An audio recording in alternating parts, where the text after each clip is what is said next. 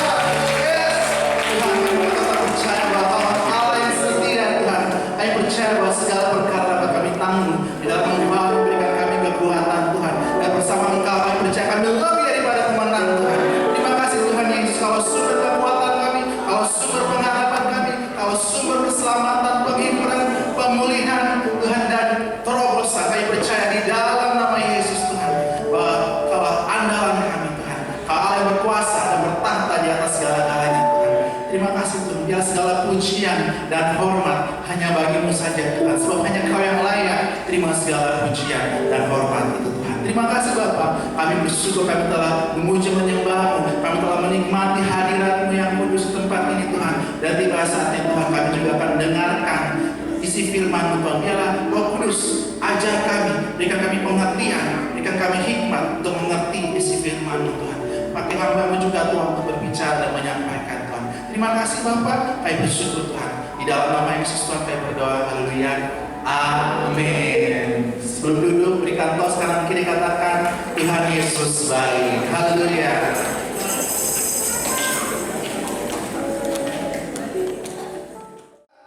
Bersama Yesus saya dasar luar biasa, yes yes yes. Tepuk tangan dulu Tuhan kita. Puji nama Tuhan. Ya, terima kasih untuk Mama Gembala, Bapak untuk kesempatannya boleh berbagi firman Tuhan pada pagi hari ini. Kita akan masih belajar dalam tema di bulan ini, yaitu lembah kemurnian, dengan judul khusus minggu ini yaitu adalah ketika Tuhan tidak menjelaskan iman tanpa percaya. Haleluya. Kita belajar terus ya, bersama-sama. Kita akan lihat dalam 1 1 ayat 7. Oke. Kalau sudah ketemu firman Tuhannya ataupun ada tempat bisa baca, kita baca berdiri sama-sama, kita baca bersama-sama. 3, 2, 1. Maksud semuanya itu ialah untuk menemukan kemuliaan imanmu yang jauh lebih tinggi daripada emas yang mana yang diuji kemuliaannya dengan api, sehingga kamu memperoleh puji-pujian dan kemuliaan dan kehormatan pada hari Yesus Kristus menyatakan dirinya. Amin. Silakan duduk, umat Tuhan, warga kerajaan yang dikasihi Tuhan kita Yesus Kristus. Puji nama Tuhan, ya. Ayat ini ya bicara bagaimana dari Petrus, maksud semuanya itu ialah untuk membuktikan kemurnian iman, ya. Bagaimana dikatakan yang jauh lebih tinggi nilainya daripada emas yang fana, yang diuji kemurniannya dengan api. Ya, artinya iman kita pasti dalam perjalanan iman kita akan diuji iman kita. Amin. Pasti akan diuji, karena itu adalah proses untuk mendewasakan kita, proses untuk kita bertumbuh, proses untuk kita lebih mengandalkan, proses untuk motivasi hati kita dibentuk dan dimurnikan di hadapan Tuhan. Ya. Jadi sebagai orang percaya, kita tidak akan terhindarkan dari namanya proses. Iya, pasti akan proses kita. Jadi bukan berarti ikut Tuhan Yesus, pasti enak, pasti hidup ini mudah, tidak ada badai, tidak ada masalah, ya. Tapi Tuhan tidak pernah menjanjikan tidak ada masalah. Tapi apa yang Tuhan janjikan, Tuhan akan menyertai kita sampai akhir zaman. Itu yang Tuhan janjikan. Amin. Meskipun di tengah masalah kita, meskipun di tengah tantangan kita, Tuhan hadir bersama-sama dengan kita. Amin. Tuhan tidak pernah membiarkan kita, tidak pernah meninggalkan kita. Tuhan tidak pernah meninggalkan kita, menelantarkan kita. Bagaimana saya terikat dengan kisah khotbah di Alkitab yang mana saat badai, ya. Yesus dengan murid-murid Yesus adalah apa dan ada badai. Mana Yesus tertidur, murid-muridnya bingung, aduh kita mau binasa nih, bagaimana? Ya. Tapi mereka lupa bahwa ada Tuhan yang menciptakan segalanya, ya. Ada bersama-sama dengan mereka. Ya. Terkadang kita seperti itu, ya. Kita dipenuhi dengan kekhawatiran, kecemasan. Ya.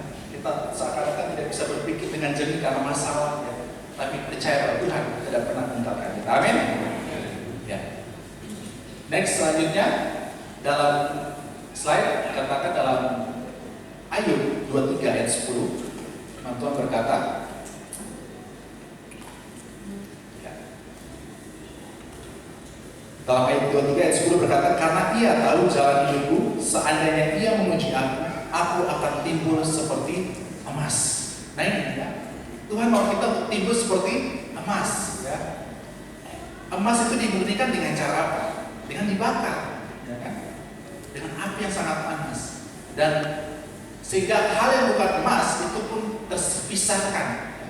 Sehingga hanya ada emas murni yang 24 karat itu, ya, itu yang tersisa. Nah, dan menariknya begini, kalau seorang proses pemurnian emas itu mereka tahu di mana emas itu sudah murni, itu saat emas itu sudah mulai seperti cermin merefleksikan yang memurnikan emas itu. Nah, ini gambaran apa?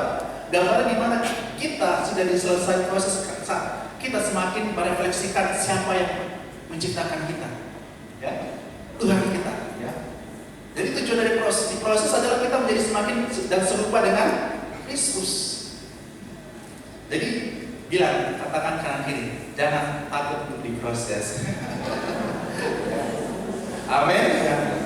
Karena itu adalah sebuah tujuan untuk kita didewasakan dan kita menjadi semakin serupa dengan Kristus. Kita semakin memiliki kasih, kita semakin memiliki kesabaran, kita semakin memiliki iman yang utuh, kuat, penguasaan diri dan sebagainya. Haleluya.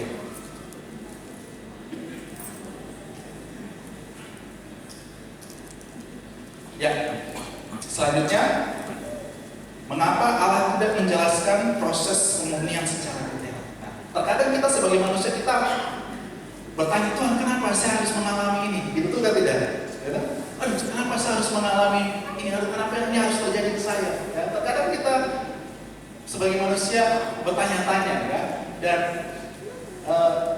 Tuhan izinkan selalu terjadi, dan terkadang Tuhan menjelaskan proses pemurnian itu secara detail. Karena sebenarnya kebenarannya adalah Allah tidak wajib menjelaskan proses yang Dia izinkan terjadi dalam hidup kita. Dia Allah, Dia punya kehendak di atas segala-galanya.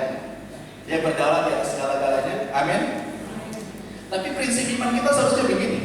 Iman sejati bukan iman yang mengerti semua proses, tetapi iman yang tetap percaya walau tidak memegang kendali. Nah, ini prinsip iman kita.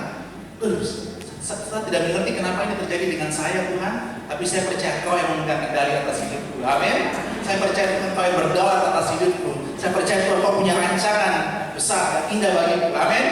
Itu seharusnya posisi iman kita, postur hati kita, ya, di mana kita tidak harus mengerti semuanya, ya, tetapi kita percaya bahwa Tuhan yang memegang kendali atas hidup kita. Yang percaya katakan amin. Amin. Ya. Ada lagunya kayak ada begini. Jesus take the wheel. Jesus take the wheel. Take it from my hands. Dia tahu begitu. Artinya apa? Tuhan ambil kendali atas hidup, ambil kendali dari tanganku. Terkadang kita mau jadi supirnya atau tidak dalam hidup kita, itu betul atau tidak? Tapi sebenarnya Tuhan mau itu minggir sudah, biar saya sopir sudah. Dia tahu. Tuhan mau kita memberikan kendali penuh atas hidup kita, supaya kehendaknya boleh terjadi atas hidup kita. Amin.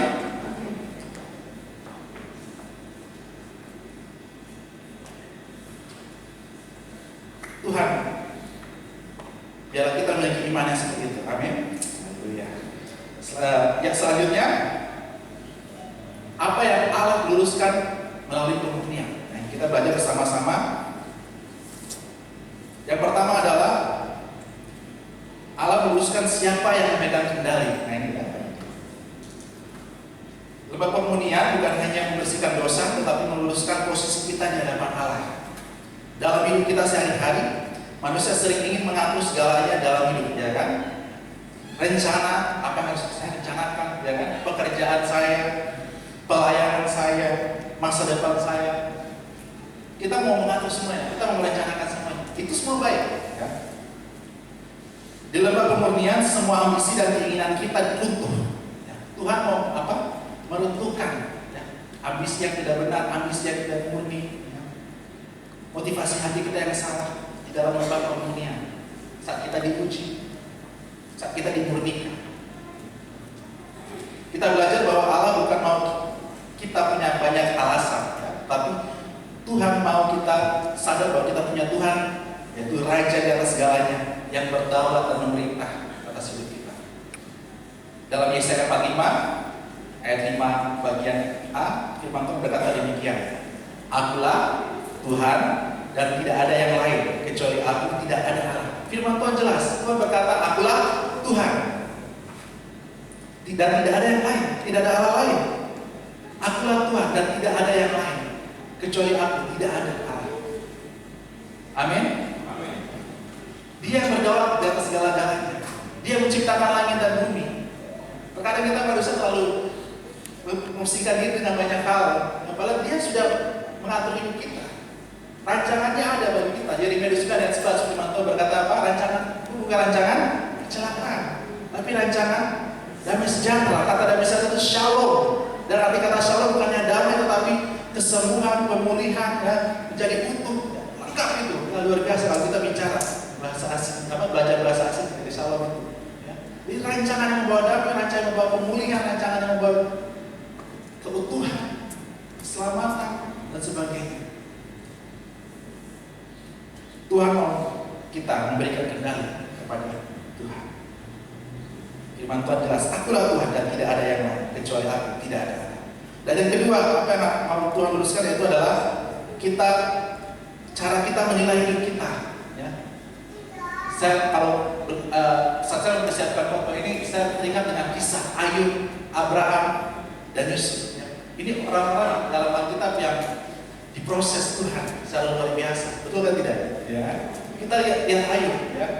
Ayub, orang yang paling saleh pada zaman itu, tiba-tiba Tuhan izinkan dia diproses, dia diuji, dia kehilangan anak-anaknya, kehilangan kekayaannya dalam satu hari. Bayangkan bagaimana dia dipanggil keluar dari kampung halamannya, ya kan?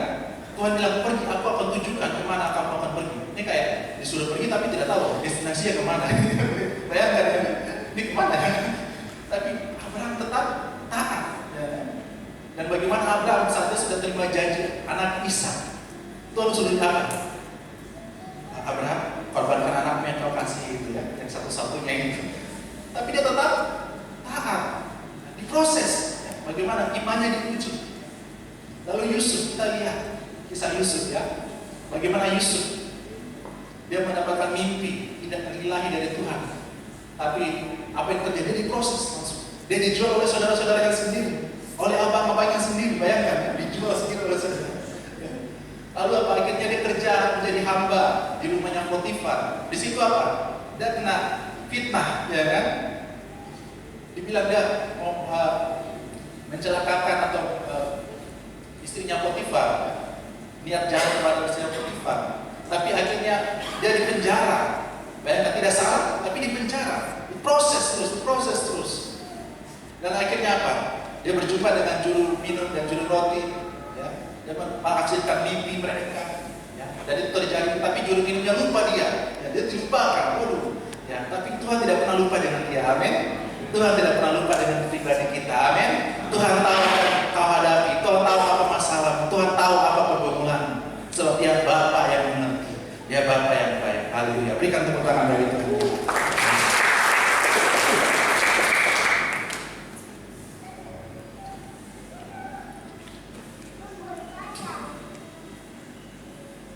Lemah pemurnian menguji iman kita untuk keluar dari zona nyaman. Melalui lemah pemurnian kita diuji untuk kita mau taat kepada Tuhan. Amin. Lalu yang ketiga, apa yang diluruskan oleh Allah yaitu ekspektasi kita terhadap Tuhan. Nah ini, terkadang kita punya ekspektasi sebagai manusia, betul atau tidak? Tapi apa yang menjadi rancangan Tuhan tidak mungkin seperti yang sesuai ekspektasi kita. Ini yang saya belajar dari kejadian kisah Ayub ya, kejadian 50 ayat 20. Firman Tuhan berkata demikian. Memang kamu telah mereka-rekakan yang jahat terhadap aku, tetapi Allah yang telah mereka-rekakannya untuk kebaikan. Nah ini luar biasa sekali. Kita kalau lihat kata-katanya si Yusuf ini luar biasa. Dengan maksud melakukan seperti yang terjadi sekarang ini, yakni memelihara hidup suatu bangsa yang besar. Dia bisa melihat dia punya perjalanan hidup ya, dari proses. Dari saya bayangkan ya, dia dijual oleh abang-abangnya sendiri, dia dipenjara, difitnah, ya, lalu dia mengalami itu semua, tapi dia bisa melihat dan merenungkan hidupnya bahwa apa? Dia katakan apa? Kamu mereka-rekakan ya jahat terhadap aku, tetapi Allah telah mereka-rekakannya untuk kebaikan. Dia melihat kebaikan di semua ini, bahwa ada maksud Tuhan yang besar di balik itu. Dikatakan apa selanjutnya? Dengan maksud melakukan seperti yang terjadi sekarang ini, yakni memelihara hidup suatu bangsa yang besar. Ini orang yang bicara begini, orang yang sudah selesai dengan dirinya, orang yang sudah berdamai dengan dirinya. Kalau dia tidak berdamai dengan dirinya, sudah selesai dengan dirinya, tidak bisa berkata itu. Dia akan berkata kepada bapaknya, kau yang jual saya tuh, prajurit tangkap dia. Itu yang akan dilakukan orang yang belum selesai dengan dirinya, karena dia punya kepahitan dengan abang-abangnya. Dia kecewa dengan mereka. Tapi orang yang sudah selesai dengan dia bisa melihat semua yang terjadi dan memaafkan, mengampuni, dan melihat ada rencana Tuhan yang besar di balik. Dan dia melihat bahwa rencana Tuhan memakai hidupnya untuk menyelamatkan bangsa-bangsa dan bahkan menyelamatkan keturunan Israel. Itu yang Tuhan mau kita belajar, untuk kita melihat di balik semua masalah, di balik sebuah tantangan ya, yang kita hadapi, mencoba, pasti di situ kita dimurnikan, kita diproses, tetapi ada maksud Tuhan yang besar, ada rancangan Tuhan yang besar di balik itu. Amin. Ada maksud tujuan yang baik di balik itu. Amin. Katakan kanan kiri, ada maksud tujuan yang baik. Amin.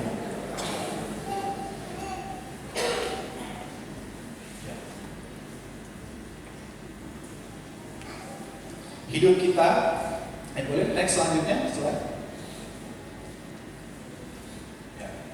Coba Yusuf ya, tadi permonian, apa penjelasan?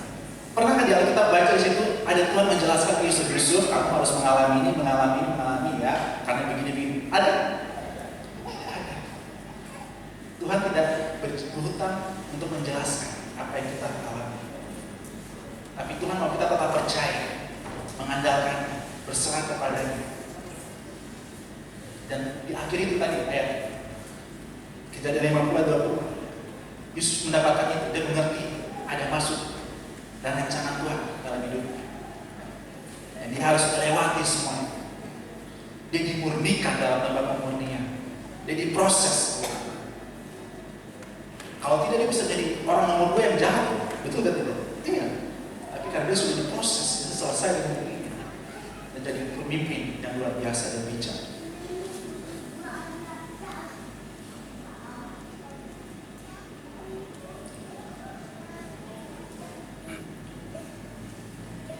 Hidup kita bukan untuk diri kita saja, tetapi ada rancangan besar untuk Tuhan yang telah disediakan bagi kita. Amin. Jadi hidup kita bukan untuk soal diri kita saja. Oh, saya akan lakukan ini, buat itu, kerja di sini, ya, mencapai goal ini. Tapi ada rancangan Tuhan dan Tuhan mau pakai hidup kita untuk menjadi berkat, untuk nama Tuhan dipermuliakan. Amin. Karena hidup kita untuk memuliakan Tuhan. Hidup kita jalan seperti dalam Roma 12 ayat 1. Ya, firman Tuhan berkata apa? Kita tiba-tiba ingat tentang ayat ini. Roma 12 ayat 1.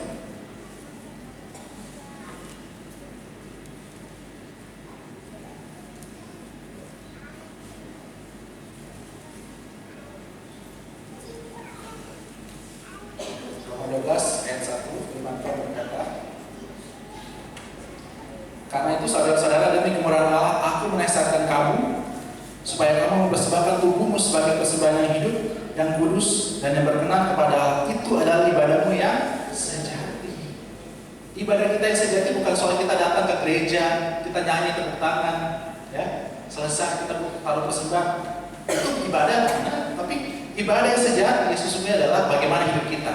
Dari kita keluar gereja hari Senin, Selasa, Rabu, Kamis, Jumat, Sabtu, dan kembali ke Minggu.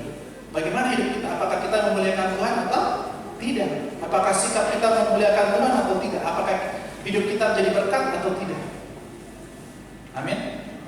Itu ibadah kita sesungguhnya. Bagaimana hidup kita dipersembahkan untuk memuliakan nama Tuhan. Dalam Efesus 2 ayat 10, kembali ke slide, firman Tuhan berkata demikian. Karena kita ini buatan Allah, diciptakan dalam Kristus Yesus untuk melakukan pekerjaan baik yang dipersiapkan Allah sebelumnya. Ia mau supaya kita hidup di dalamnya. Ini firman Tuhan jelas ya. Kita semua diciptakan dalam Kristus Yesus untuk apa? Melakukan pekerjaan baik yang dipersiapkan Allah sebelumnya. Nah, itu yang tadi Yusuf bisa menilai kehidupannya. Oh, saya harus mengalami ini karena ada pekerjaan yang masuk tujuan Tuhan dan Tuhan taruh dalam hidup saya yang harus saya lakukan. Amin. Maka dia bisa katakan masuk Tuhan adalah supaya aku bisa melalui hidupku. Yesus berkata, bangsa-bangsa diselamatkan. Nah, ini orang yang sudah mengerti ini. Efesus 2 ayat 10 bahwa dia diciptakan, ya, dia diutus, dia dipanggil Tuhan untuk melakukan pekerjaan yang baik. Apakah kita sudah mendapatkan itu? Apakah kita sudah mengerti itu? Apakah kita sudah tahu apa yang harus kita buat, apa yang harus kita kerjakan untuk kemuliaan nama Tuhan? Karena kita adalah buatan Allah, amin, yang diciptakan dalam Kristus Yesus untuk melakukan pekerjaan yang baik. Kata buatan Allah di situ dalam versi bahasa Inggrisnya, for we are masterpiece, ya kan? Katakan kita mahakarya Tuhan. Bayangkan mahakarya itu apa? Seperti lukisan, ya kan, seni, ya, yang ditampilkan di museum, ya kan? Dan di situ saat orang melihat lukisan itu, siapa yang mereka puji saat mereka lihat lukisan, saat mereka lihat seni itu? Orang yang membuat lukisan itu kan, betul kan tidak? Iya. Dan itu seharusnya hidup kita seperti itu. Saat kita hidup, kita menjalani aktivitas kita melakukan kegiatan kita melakukan apa yang menjadi kehendak Tuhan. Tuhan akan melihat hidup kita dan orang-orang akan melihat hidup kita dan mereka bilang, oh, puji Tuhan. Dan mereka bersyukur, mereka berterima kasih karena kita boleh ada di tengah-tengah mereka, karena kita menjadi berkat, karena kita melakukan kehendak Tuhan. Amin. Next, selanjutnya, hidup dalam rancangan Allah. Hidup kita bagian dari rancangan besarnya Tuhan yang melampaui pengertian manusia. Ya, rancangan Tuhan itu melebihi rancangan kita manusia, pikiran kita melebihi pikiran Tuhan melebihi pikiran kita. Amin. Dalam Yesaya 55 ayat 8 sampai 9 firman Tuhan berkata demikian, sebab rancanganku bukanlah rancanganmu dan jalanmu bukanlah jalanku. Demikianlah firman Tuhan, seperti tingginya langit dari bumi, demikianlah tingginya jalanku dari jalanmu dan rancanganku dari rancanganmu. Ya. Ini yang kita harus ada di memiliki posisi hati yang benar, bahwa yang kita pikirkan rancangan belum tentu akan sesuai dengan Tuhan rancangkan bagi kita. Karena Tuhan tahu yang terbaik buat kita, amin. Dan firman Tuhan katakan segala yang baik datangnya dari Tuhan. Jadi pasti yang terjadi dalam hidup kita, Tuhan rancangkan pasti baik untuk kita, amin. Kalaupun belum kita masih serasa, aduh, tapi ini kok belum baik ya, masih gak enak ya, sakit ya, diproses ya. It's okay, karena pada akhirnya seperti tadi Yusuf bisa melihat kok rancangan-rancangan itu ada maksud ya, tujuan yang baik yang Tuhan juga untuk kerjakan dalam hidup kita, amin. Percaya bahwa rancangan Tuhan ya, Tuhan tahu yang terbaik buat kita, bahwa rancangannya tidak seperti rancangan kita, pikiran Tuhan ya, tidak seperti pikiran kita. Tuhan Allah yang berdaulat di atas segala-galanya, Allah yang bertakhta memerintah di atas segala-galanya. Dia menciptakan langit dan bumi. Dan dia juga memiliki menggenggam kehidupan kita, dan saya percaya firman-Nya dia dan amin, janjinya dia dan amin. Amin.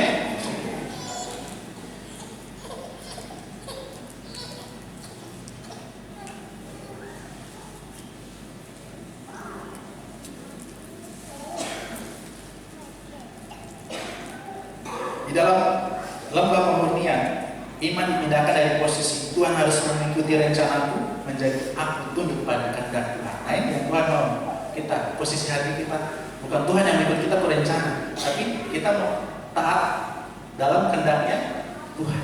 Nah ini terkadang kita begini loh, terkadang kita orang Kristen suka berdoa begini, Tuhan saya sudah buat rencana ini, Tuhan berkati. Tapi apakah kita pernah tanya Tuhan, Tuhan apa yang harus saya buat? Kita sering cuma, Tuhan saya mau buat ini, saya mau ke situ, saya mau ini, Tuhan berkati. Nah, tapi apakah kita pernah tanya Tuhan, Tuhan apa yang harus saya buat? Kemana saya harus pergi? Ya kan? Apa yang harus saya lakukan? Karena pasti Tuhan punya rancangan, kehendaknya apa yang Tuhan kerjakan dalam hidup kita.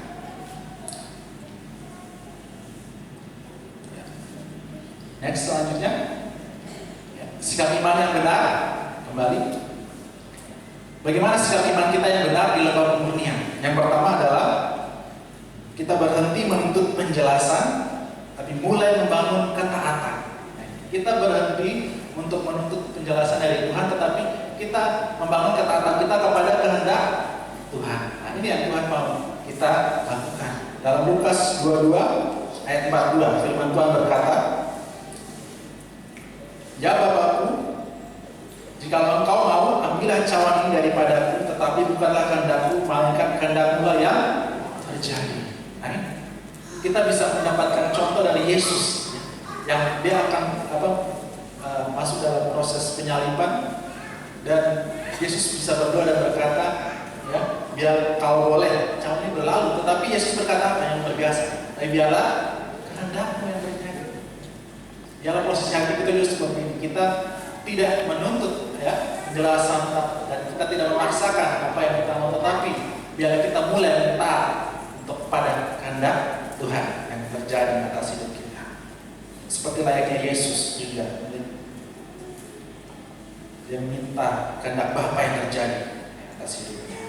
Dalam Mazmur 16 ayat 9 firman Tuhan berkata demikian, hati manusia memikir-mikirkan jalannya, tetapi Tuhanlah yang menentukan arah langkahnya.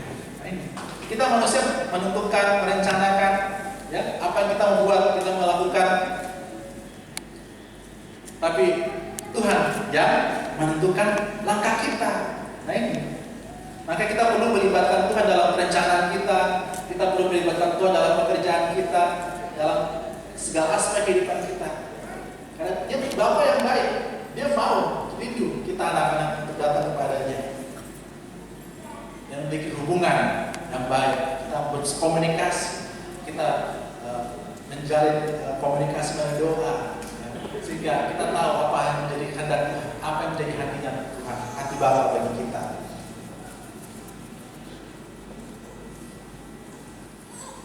Dan yang saya renungkan kadang-kadang manusia kita berencana, ya. Tapi saat kita rencana itu gagal, kadang-kadang kita jadi kecewa, ya kan? Kadang-kadang tidak sesuai dengan ekspektasi kita, aduh kecewa kenapa begini? Tapi biarlah postur hati kita selalu datang kepada Tuhan. Tuhan biarkan akan terjadi. Biar sukacita kita tetap ada. Amin. Dalam Yakobus 1 ayat 1 itu katakan bersukacitalah, berbahagialah, ya kan? Kalau kita menghadapi pencobaan.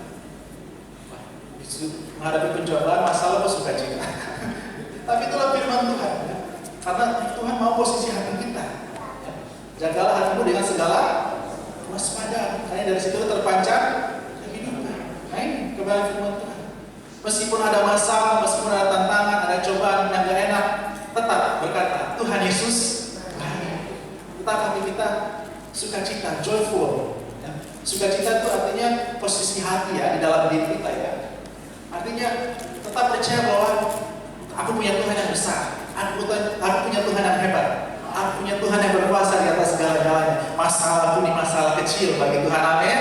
Firman Tuhan berkata, ya, bagi manusia mungkin tidak mungkin, tapi bagi Tuhan tidak ada yang mustahil. Amin. Terima tepuk tangan bagi Tuhan. Dua minggu lalu Tuhan izinkan saya sakit, sehingga pusing, mual, sehingga akhirnya yang 2 minggu lalu setelah ibadah pelayanan tim pujian masuk dari sini ke rumah malamnya.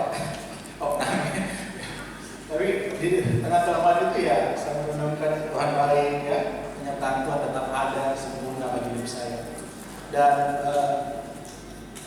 di minggu itu pun ada jadwal perkuliahan saya, dan saya tuh setiap minggu pertama dan kedua dan setiap malam dari jam 7 selesai. Di tengah-tengah sakit juga karena supaya jadi, ya, tetap kuliah saja. Meskipun apa ada infus ini, lagi infus, lagi zoom, terus takut sama infus kelihatan di zoom kamera.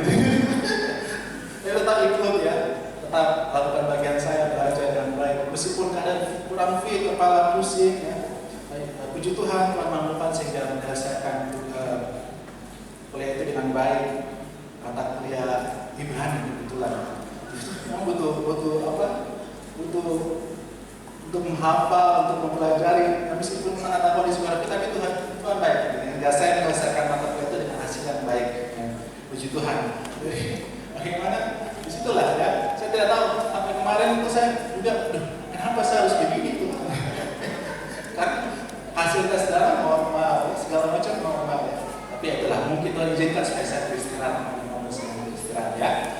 Dan terima kasih teman-teman gembala, Bapak, ya, semua hamba Tuhan, ya, dan gereja yang juga terus mendoakan untuk saya terus memberkati. Dan ini yang kita mau belajar, bahwa di dalam lomba pemurnian, ya, kita belajar untuk menuntut perjalanan, tapi kita mulai taat terhadap kehendak Tuhan. Nah yang kedua, ya, selanjutnya, ya, next. Kita mau belajar diam di hadapan kedaulatan Allah. Nah, kita mau belajar diam di hadapan kedaulatan Allah. Kita mau tahu bahwa sadar bahwa kita punya Tuhan yang berkuasa di atas segala-galanya. Tuhan yang berdaulat di atas segala-galanya. Dalam Mazmur 46 ayat 11 firman Tuhan berkata demikian. Diamlah dan ketahuilah bahwa akulah Allah. Aku ditinggikan di antara bangsa-bangsa, ditinggikan di bumi. Amin. Saat kita menghadapi dalam lomba pemurnian, kita diproses dengan mungkin hal yang gak enak, yang berat, tetap percaya bahwa kita punya Tuhan, ya. Diam dan percaya, dikatakan apa? Diamlah dan ketahuilah. Artinya apa? Kita mengambil momen untuk berdiam diri dan kita harus sadar bahwa saya punya Tuhan yang besar, saya punya Tuhan yang dasar. Amin. Saya punya Tuhan yang apa dikatakan ditinggikan di antara bangsa-bangsa, ditinggikan di bumi. Dia menciptakan langit dan bumi. Dia berkuasa di atas segala-galanya. Percaya bahwa kita punya Allah yang besar. Haleluya. Ya. Selanjutnya, yang ketiga, kita belajar bahwa kita menyerahkan hasil kepada Tuhan sepenuhnya. Apapun yang kita hadapi, kita serahkan semuanya hasilnya kepada Tuhan. Dan dalam 1 Petrus 1 ayat 7 tadi, ya, bagian terakhir dikatakan pada hari Yesus Kristus menyatakan dirinya. Nah, ini berbicara apa? Bahwa Petrus menutup ayat ini dengan arah yang jelas, yaitu hari Yesus Kristus menyatakan diri. Artinya hasil akhir pemurnian bukan ditentukan sekarang, tetapi di hadapan Kristus kelak. Nah, nanti kita akan melihat hasilnya itu di hadapan Kristus kelak. Bagaimana kehidupan kita diproses, ya? Apakah kita menjadi hamba yang taat dan setia, ya kan? Atau tidak? Apakah kita taat kepada kehendak Tuhan atau tidak? Hasilnya itu nanti akan dinyatakan kelak. Nah, iman yang benar tidak menuntut hasil instan, karena ia percaya pada Hakim yang adil. Yang artinya kita iman ini tidak bicara instan. Kalau zaman sekarang prosesnya semua serba instan, betul atau tidak? Ya, sampai pengiriman itu juga bisa same day, ya kan? Hari yang sama pengiriman, ya, paket langsung depan. Semua serba instan, ya. Tetapi proses iman tidak instan, amin. Itu butuh proses, butuh waktu.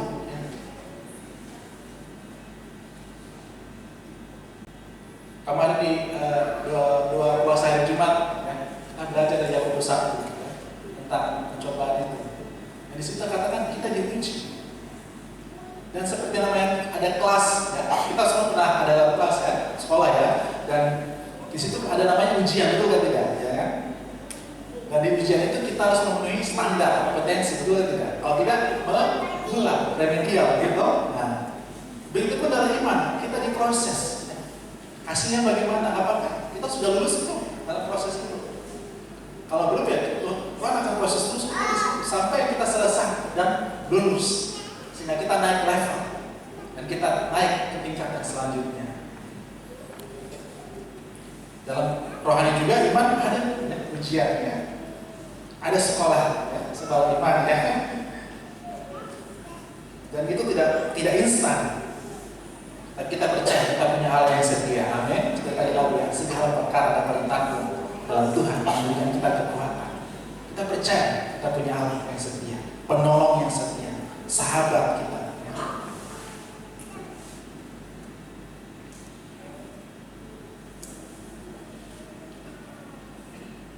Ya, selanjutnya terakhir penutup dan refleksi. Yang pertama, lembah pemurnian bukan soal penderitaan saja, tetapi terutama soal otoritas, ya. Bagaimana Tuhan berdaulat atas hidup kita dan bagaimana kita taat kepada Tuhan, kehendak Tuhan. Dan saat kita lakukan itu, saya percaya ada kuasa otoritas juga yang Tuhan berikan pada diri kita. Amin. Yang kedua, di lembah ini Tuhan tidak sedang bernegosiasi dengan kita, Ia sedang membantu kita. Nah, dalam proses kita tidak bisa negosiasi Tuhan, jangan proses saya, jangan. Tidak bisa. Karena Tuhan mau kita diproses untuk kita semakin dimurnikan, motivasi hati kita semakin murni, iman kita semakin tumbuh dan dewasa dalam Tuhan. Amin. Karena Tuhan punya rancangan dalam kehidupan kita. Tuhan memakai kita untuk menjadi berkat. Tuhan memakai kita warga kerajaan untuk menjadi saksi, untuk menjadi duta, ya, kerajaan, saksinya Tuhan, saksinya Kristus. Dimanapun kita berada, dimulai dari keluarga, di tempat kerja, di komunitas, dan dimanapun kita berada. Lalu yang ketiga, iman yang dimurnikan adalah iman yang tidak lagi sibuk mengendalikan Tuhan, tetapi dengan rela dikendalikan oleh Tuhan. Nah, ini kita tidak mengendalikan Tuhan, ikut saya punya mau kita, tapi kita belajar untuk kita ikut apa yang Tuhan mau. Amin. Lalu yang keempat, dan iman seperti inilah yang akan tahan uji, tidak hanya di dunia, tetapi juga di hadapan Yesus pada hari Ia menyatakan dirinya. Nah, kita diproses, kita diutus supaya iman kita tahan uji. Karena hari-hari ini adalah hari yang jahat, betul tidak? Tanda-tanda, ya, akhir zaman ini sudah nyata. Ya, dikatakan kasih kebanyakan orang akan semakin dingin, orang akan murtad, orang akan meninggalkan iman. Nah, kita sebagai warga kerajaan harus jaga-jaga. Jangan sampai iman kita menjadi dingin, jangan sampai kita meninggalkan iman kita karena kita kecewa pada Tuhan atau pada situasi dalam hidup kita. Jangan sampai. Tapi apapun yang terjadi, tetap sekali Yesus tetap Yesus. Biarlah iman kita tahan uji, dan biarlah kita tetap teguh mengikuti Tuhan, mengiring Tuhan sampai akhir hidup kita. Amin. Itu saja yang bisa saya sampaikan. Tuhan Yesus memberkati. Mari saya serahkan kepada Mama Gembala. Ya, setiap kita siap untuk diproses supaya menjadi serupa dengan Yesus. Karena tidak siap diproses, ya tidak serupa dengan Yesus, tapi serupa dengan pribadinya sendiri. Ya, puji Tuhan. Kita telah mendengar firman Tuhan. Kita bersyukur bahwa pengajaran yang terus membawa kita untuk mengenal Kristus lebih dalam lagi. Karena kita mencerminkan Dia pribadi, Kristus itu. Untuk itu tidak semudah kita balik telapak tangan itu jadi. Tapi saudara dan saya melewati proses pemurnian karakter Kristus ada di dalam diri kita. Untuk itu jadilah seperti apa yang Dia mau, rancangannya dalam diri kita, untuk terus kita dibentuk menjadi seperti yang Dia kehendaki. Karena pada saatnya saudara dan saya akan berdiri, dikatakan hasil akhir tadi, kita akan berdiri berhadapan dengan Dia di dalam penghakiman yang abadi. Tidak ada negosiasi, tidak ada tawar-menawar, tetapi masing-masing mempertanggungjawabkan hidupnya di hadapan Tuhan. Untuk itu hari-hari ini Tuhan sedang ingatkan kita terus. Matius 24 itu sedang terus terjadi. Jadi saudara yang dikasihi Tuhan, Bapak Ibu, ini bukan sesuatu yang biasa atau sesuatu yang kita bilang itu terjadi di Timur Tengah, jadi kita di Papua kan aman-aman saja, tidak ada apa-apa, tenang-tenang saja. Kita kerja, kita jalan saja, kita buat dosa tidak apa-apa, beda-beda tipis juga tidak apa-apa. Saudara, surga sedang menontonmu. Amin. Surga sedang menonton engkau di bumi ini. Dia sedang melihat semua sikap perjalanan hidup kita. Dan catatan surga berjalan terus, tidak ada hentinya. Catatan Bapa di surga itu terus untuk melihat pribadi kita, karena pada saatnya semua itu akan ditayangkan seperti yang kita lihat tadi. Laut kaca akan menayangkan semua apa yang kita buat di bumi ini. Untuk itu hari-hari ini hidup takut akan Tuhan itu berjaga-jagalah. Berita-berita dunia, berita firman Allah terus disampaikan, tidak pernah berhenti. Karena kita sedang masuk dan berjalan dalam tanda-tanda akhir, di mana Dia sedang mempersiapkan diri dan segera datang ke dunia ini. Yesus tidak tangguhkan kedatangannya. Dia tidak menunggu saudara dulu bilang Tuhan nanti, tidak. Tapi waktunya, kairosnya, Bapa akan mengutus putranya ke dalam dunia. Karena Tuhan Allah Bapa di surga telah mengutus dua pribadi. Yang pertama, Yesus telah datang lahir ke dalam dunia ini, dan Dia mengutus Roh Kudus untuk menolong kita dalam perjalanan iman kita, dan Dia akan mengutus anaknya terakhir untuk penghakiman. Siap atau tidak siap, Yesus segera datang. Amin. Untuk itu ini waktu untuk kita ada di dalam persekutuan orang-orang percaya.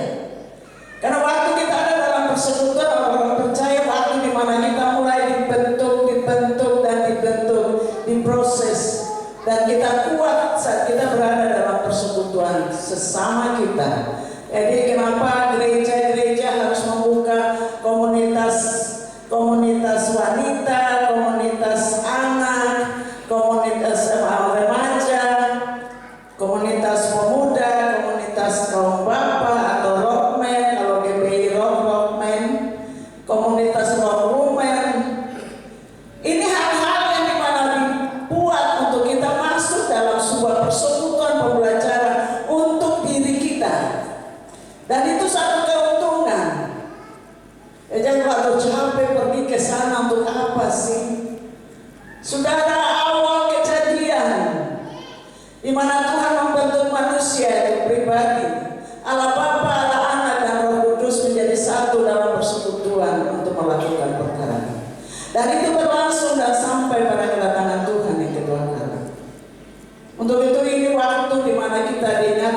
berjaga-jaga. Sudahkah engkau siap sedia menghadapi datangnya Yesus kelak kembali untuk mengangkat kita semua yang sungguh-sungguh percaya padanya. Mari kita sembah Yesus, Dia Tuhan, di hadapan tahta kemuliaan yang kudus. Selama waktu ini masih ada, kita bernafas di dalam dunia.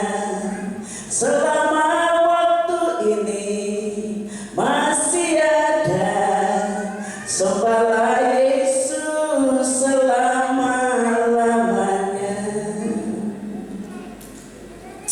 Haleluya. Deru perang sudah bunyi. Firman Allah digenapi. Indonesia sudah diberikan sayang untuk kita. Ini bukan sesuatu yang biasa, saudara, tapi sudah diberikan sayang. Saya sedang berdoa, Tuhan, ampuni orang Papua, karena dia masih rasa bahwa itu tidak apa-apa, itu di Timur Tengah, Papua masih aman.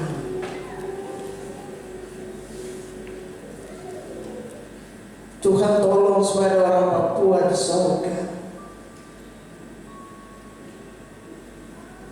Haleluya. Ini waktu berjaga-jaga, waktu bersiap-siap.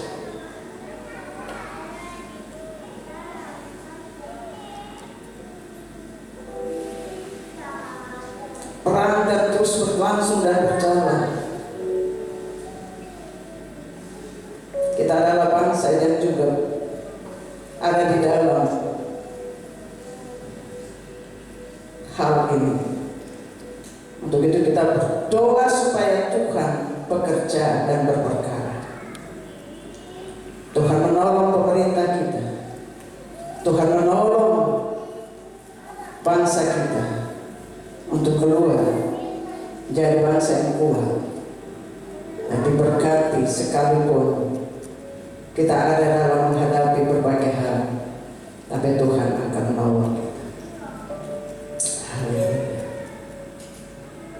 Saya nyanyikan pujian ini sekali lagi. Sudahkah engkau siap sedia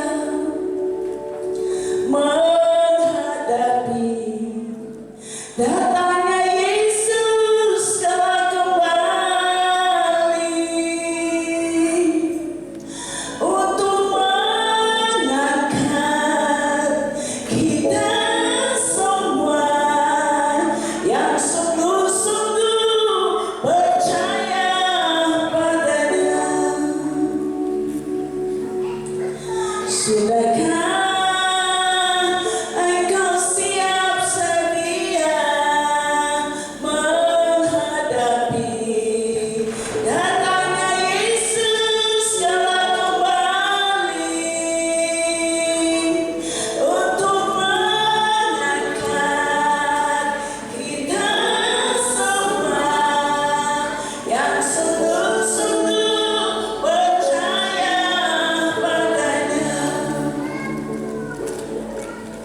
Biarlah kau menyembah Dia di dalam roh dan kebenaran, supaya kau kuat bertahan sekalipun engkau ada di lembah pemurnian, sekalipun engkau ada di lembah peperangan, sekalipun engkau berada di lembah pergumulan. Tapi di saat engkau menyembah Dia di dalam roh dan kebenaran, kuasa ilahi akan turun dan memurnikan engkau dan membawa engkau di dalam kemurnian dengan kekuatan ilahi, dengan kuasa Roh Kudus, dengan otoritas Tuhan yang akan bekerja di dalam hidupmu. Haleluya.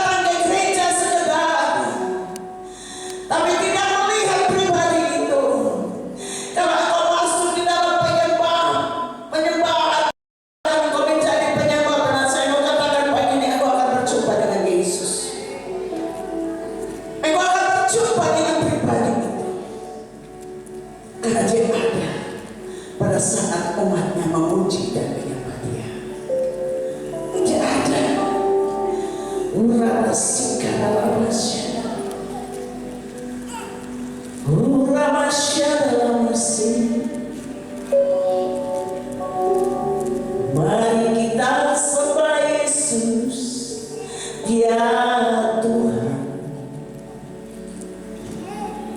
Haleluya. Dia duduk di tahta kemuliaan-Nya yang kudus. Selama waktu ini masih ada bagi saudara. Jangan tinggalkan kemah Tuhan, jangan tinggalkan persekutuan dengan Tuhan.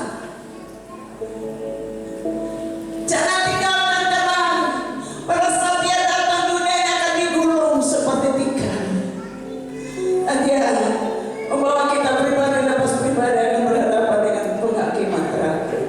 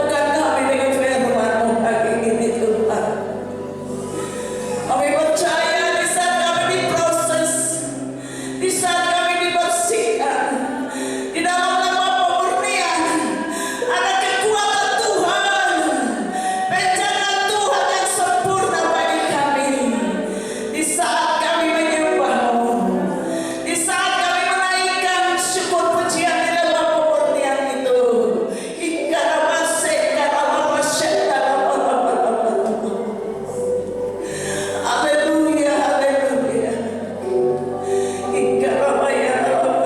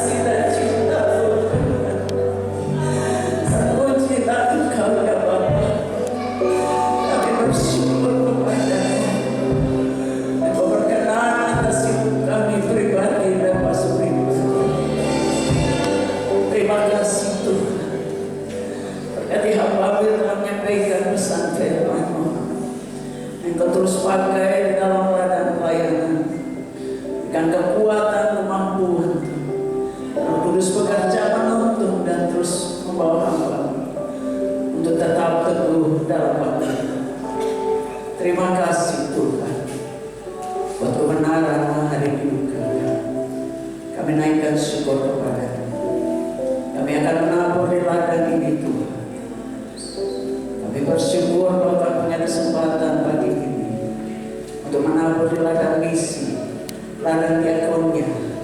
Bahkan kami naikkan syukur atas kasih Tuhan dalam hidup kami. Dan kami juga bersyukur kepada-Mu atas semua pemeliharaan Tuhan bagi kami. Bahkan kami mengembalikan persepuluhan milik kepunyaan-Mu ke dalam perbendaharaan-Mu. Ku berkata, ujilah aku kalau aku tidak membuka tingkap-tingkap langit dan mencurahkan berkat atas kehidupan. Bahkan janji-Mu, Engkau memagari semua yang kami punya dengan pagar surga, pagaran kuasa-Mu, sehingga belalang Rahab tidak memakannya, karena Allah melindungi kehidupan kami dengan semua yang kami punya. Terima kasih Tuhan Yesus. Terima kasih Bapa yang baik. Kami akan menabur dengan